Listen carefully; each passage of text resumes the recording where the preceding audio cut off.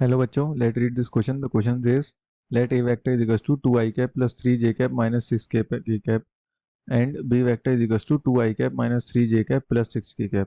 If A1 vector is projection of A on B such that A1 dot B is equals to minus lambda, then the value of lambda is option A is 39, B is 40, C is 41, D is 42. तो यहाँ पे हमें question में दो vector दे रखे हैं और हमें उनका जो प्रोजेक्शन है उसे हमने सपोज ए वन वेक्टर मान लिया है। तो ए वन डॉट बी की जो वैल्यू होगी हमारी वो माइनस लेमडा के बराबर होगी, अगर तो लेमडा की जो है वैल्यू हमारी क्या होगी, हमें ये फाइंड आउट करना है। तो सबसे पहले हमें ये पता होना चाहिए कि प्रोजेक्शन क्या होता है। कोई भी मतलब चीज़ अगर प्रोजेक्शन है किसी भी चीज़ का, अगर किसी दूसरे वेक्टर पे किसी वेक्टर का अगर प्रोजेक्शन है तो उसका फॉर्मूला क्या होता है। तो सबसे पहले हम इसका की कंसेप्ट देख लेते हैं। तो यहाँ पे एक सिंपल सा फॉर्मूला होता है, projection of a vector on b vector is equals to a dot b upon mod b. ठीक है, तो ये हमारा प्रोजेक्शन का एक बेसिक फॉर्मूला होता है। और यहाँ पे बाद में डॉट प्रोडक्ट है, तो डॉट प्रोडक्ट का हमारा फॉर्मूला होता है a dot b is equals to mod a mod b cos theta. और एक और चीज़ है हमारी, जैसे ए वेक्टर हमारा सपोज ये है और बी वेक्टर हमारा सपोज ये है।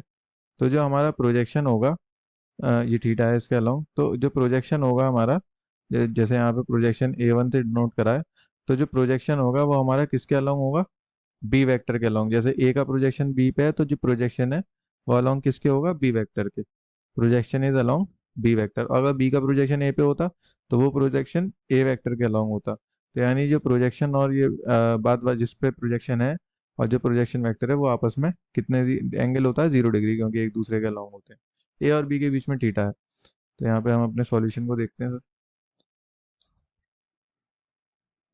तो हमें गिवन क्या है, A vector is equals to 2 I cap plus 3 j cap minus 6 k cap and B vector is equals to 2 I cap minus 3 j cap plus 6 k cap. ठीक है, अब सबसे पहले मैं ए वन की वैल्यू अगर देखूं तो ए वन की वैल्यू हो जाएगी हमारी ए डॉट बी अपॉन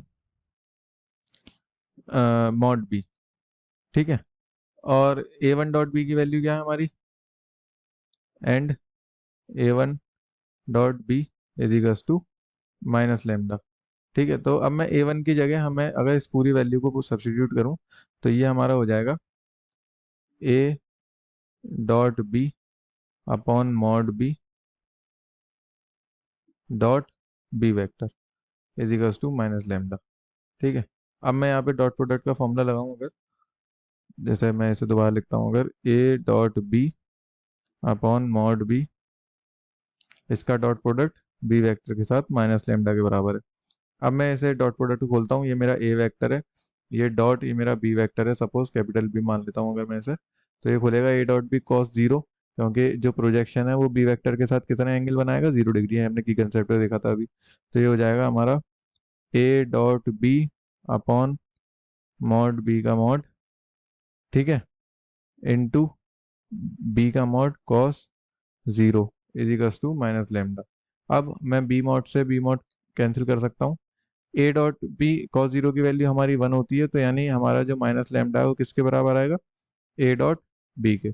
अब मैं ए डॉट बी कैसे निकालूंगा, तो हमें कंपोनेंट यहाँ पे दे रखे हैं।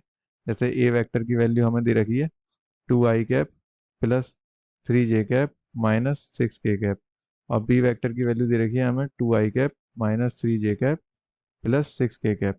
अब जब हमें एंगल नहीं ऐसे कंपोनेंट में अगर वेक्टर दे रखे होते हैं तो डॉट प्रोडक्ट जो होता है वो करस्पॉन्डिंग कंपोनेंट का सब्ट्रैक्ट मल्टीप्लिकेशन का सम होता है। ऐसे आई कैप के साथ आई कैप का जो हमारा कंपोनेंट है वो उसके साथ मल्टीप्लाई होगा, 2 to the 4, तो हो जाएगा 4 plus 3 -9, 6 6 36 minus 36 equals to minus lambda.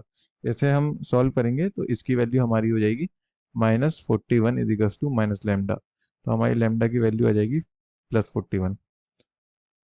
Hence option C is correct.